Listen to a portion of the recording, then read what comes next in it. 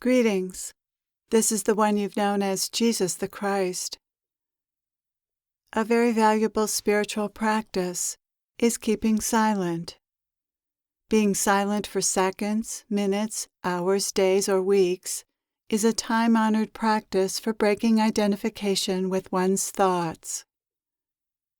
This is because one of the biggest reinforcers of the thought stream is speech. Giving voice to thoughts fortifies them like nothing else. Whenever you stop yourself from saying something you would ordinarily say, you're making a conscious choice to extinguish that thought. Over time, making that choice will weaken the potency of the entire thought stream. Even keeping silent for just a few seconds before speaking will make your interactions with others deeper and more meaningful, as the thought stream is less likely to be mindlessly indulged in. Not filling the space with idle chatter leaves space for presence to enter and either speak through you, through the other person, or just be there. Keeping silent for longer periods, for days or weeks, is an even more powerful practice. That's when you can really begin to conquer the habit of speaking whatever's on your mind. After keeping silent for a week or more, often in spiritual retreats, many have their first experience of presence and a quiet mind. By not giving voice to your thoughts, and by taking a break from other people's thoughts, such as those on TV, thoughts lose some of their power over you. They can be seen more clearly and objectively as just thoughts. It becomes clear that most of the thoughts you've given voice to have never been your true voice, or even your character's true voice, but the thought streams, the egos. The objectivity gained from practicing silence means more choice around your thoughts, more space. More space around your thoughts means more presence and more ability to see the truth about them. This is how silence unravels the ego's world. One by one, thoughts drop away out of the thought stream until there's more and more space in between thoughts. At a certain point, presence overwhelms the power of the thought stream, and you realize the truth. You are presence. When you know yourself as the presence within which the false self, its thoughts and feelings, and everything else arise, instead of the you who occasionally experiences presence, that's called self-realization or awakening. An important aspect of the practice of silence is taking a break from conversations, TV, the news, movies, the internet, and other forms of mental entertainment and stimulation. Listening to other people's egoic minds in the media or elsewhere can draw you into the ego's world and reinforce the false self as much as listening to your own mind can. Once you're more established in presence, movies, the news, TV, and the like can be appreciated from presence. You might enjoy observing human nature and feel the same enjoyment of life while watching a movie that presence feels in living your life. On the other hand, you might find yourself much less interested in these things. Once you know yourself as presence, certain entertainments lose their attraction. To flourish, one's spiritual life requires alone time, space, and quiet, including a break from stimulating the mind. To touch into and cultivate the silence within, silence is necessary. What you do in this silence is simply notice whatever's showing up in the silence. You make space and then see what arises in that space, which is the space from which all life springs. Making room for silence might mean sitting and simply noticing your thoughts without engaging in them, which is a type of meditation. Or you might sit outside and gaze at the trees or sky. Or you might take a walk in nature, listen to music, or simply lie on the sofa or in bed. The important thing is that these activities take you into presence and not further into your thoughts about yourself. Thinking about oneself often passes as self-exploration, self-analysis, or self-examination. But notice the common word in all of these: self. Making a conscious choice to make room for silence in your life and to stop speaking, even briefly, sends a message to your unconscious mind that you are in charge, not it. Doing this also sends a message to the non-physical beings guiding you. The message is that you are ready to move beyond ego identification. Once you give evidence of this and of your openness to their help, help is given. Non-physical beings can help in a number of ways. They can clear some of the emotional content of your thoughts, lessening their impact. They can also remove and keep away negative non-physical influences, entities, and thought forms, which hold negative thoughts and addictions in place. Most importantly, within the space of presence opened up by practicing silence, you'll be able to receive intuitive messages from these helpers more easily. You're always watched over and assisted by these beings in whatever you choose to do. If you choose to be involved in your thoughts, that is respected, and the beings guiding you allow you to have that experience. When you choose something else, they help you have that experience. They are forever by your side, helping you navigate and learn from whatever experience you've chosen. Choosing to wake up from the madness of the mind is a momentous shift in a human life.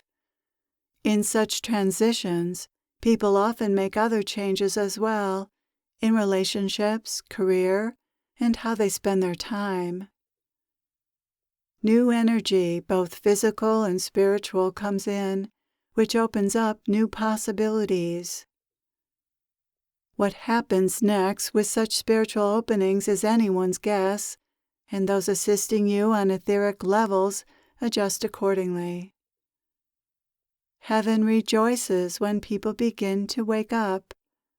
Embodying the divine self is the culmination of your earthly lifetimes, so celebration is in order.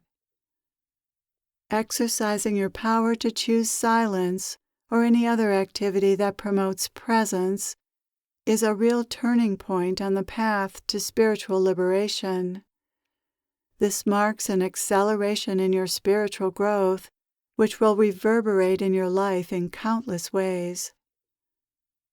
Things will change, many of them unexpected. Anything truly begins to be possible. More conscious choosing of presence lays the groundwork for grace to be more active in your life. The more sincere you are, the more grace is bestowed.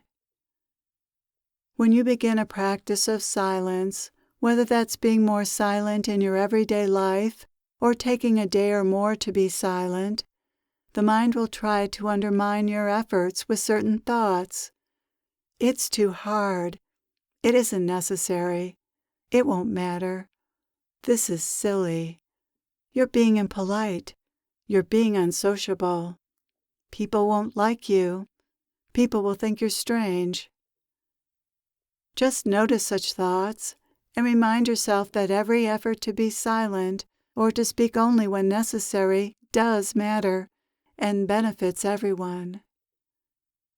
Whatever is good for your spiritual well-being must also be good for everyone else in the whole. The mind doesn't want you to disengage from it or from other mentally stimulating activities or to be silent with others. Just notice all the ways the mind tries to involve you in thinking, speaking, and activities that stir up your emotions, such as news, blogs, TV, Twitter, magazines at the grocery counter, radio talk shows, gossip, and other vehicles of melodrama. Notice how attracted the mind is to opinions, judgments, gossip, how people look, who's up and who's down, stories and drama.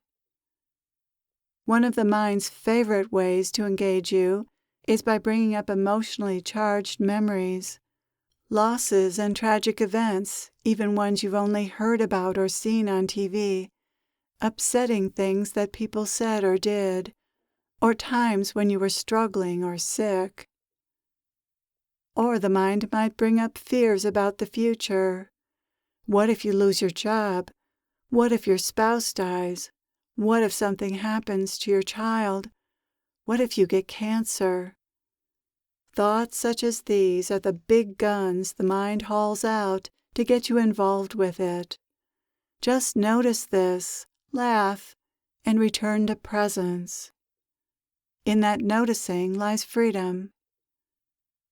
The mind might also try to scare you into believing you'll lose or upset relatives and friends if you're more silent and present when you're with them. Or, if that doesn't work, it might attempt to make you feel proud or superior for being silent and imply that those who are more ego-bound than you are unevolved or don't get it. The mind is very tricky, and you'll have to keep noticing the ways it tries to keep you involved with it. It's true that being more silent and making more room for presence in your life in other ways will most likely change how you are in relationships and how you want to spend your time. You may lose interest in social gatherings and idle chit-chat, and your friends might feel hurt by your lack of engagement. However, the changes you're going through aren't personal. They're the expression of an evolutionary movement within you and ultimately within everyone, and they can't be helped. Things change, and you have to accept this, and so do others. You can't let feelings of guilt keep you tied to outworn relationships. Guilt is one of the ways the ego keeps people in old patterns, by keeping them in relationships that pull them into those patterns. Becoming more present is bound to result in making more conscious choices about your relationships and how you spend your time. If you don't make such choices, you risk returning to a more ego-bound state. Making changes in your relationships can be very challenging. How do you move away from people and activities you were once involved with? There's no formula for how to do this. In some cases, you just say no thank you to invitations and give a polite excuse. There's no need to hurt feelings or set yourself against others. Explanations are best worded with I instead of you. I'm feeling like being alone these days. I need to take care of some things at home. I'm not that interested in that. Statements with you in them should be avoided. You're stuck in your ego. You aren't supportive. You aren't growing. You don't understand. You aren't open enough. The important thing is to be true to your own heart, to what you feel moved to do or not do, and to do what brings you joy. Let joy be your guide in all things. If you feel a surge of joy arise in your heart at the prospect of doing something or being with someone, then follow that joy. If not, where might joy lie? What do you really want? One of the greatest benefits of practicing silence is that it is in silence that answers to these important questions arise, although not in words. It turns out the mind never did have those answers. Thank you for being here. I'm grateful for your presence in this world. I am with you always.